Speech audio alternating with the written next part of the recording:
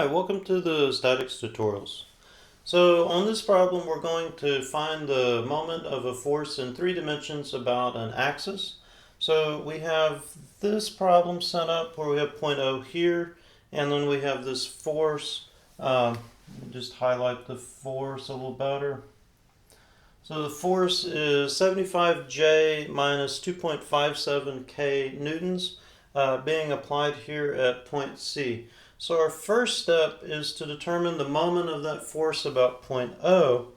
Let's draw in that vector going from point O to somewhere on the line of action of the force. The only point that we really know about that the force goes through is point C. So then we have to draw our position vector going from point O to point C. The position vector from O to C is up here. So we have 1I, 1.5J, negative 0.750K. That would be 1 in the X, 1.5 in the Y, and negative 0.75 in the Z direction. We can set up our cross product with our moment. Our cross product is always going to be the cross product of the position vector cross the force vector. Here's the determinant that you would get for your cross product, and then here's the result that you would get either from using the determinant or from using the equation, and then here's the final result after all the algebra is worked out.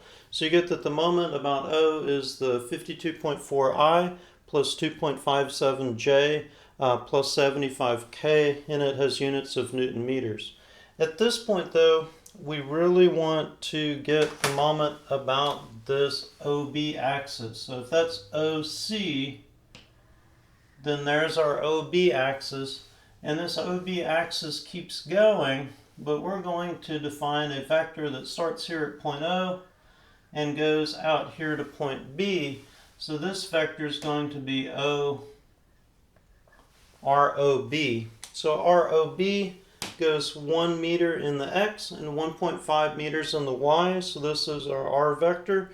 Get the magnitude of that R vector. So the X component squared plus the Y component squared, add them together, take a square root. We get the 1.803 meters.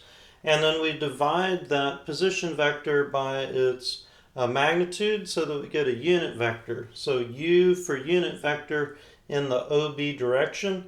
And then our final step is to take that cross product of this unit vector that's going along our axis. Our axis goes through the point that we figured the moment about, and we do that unit vector dot with that moment vector that we've already figured out.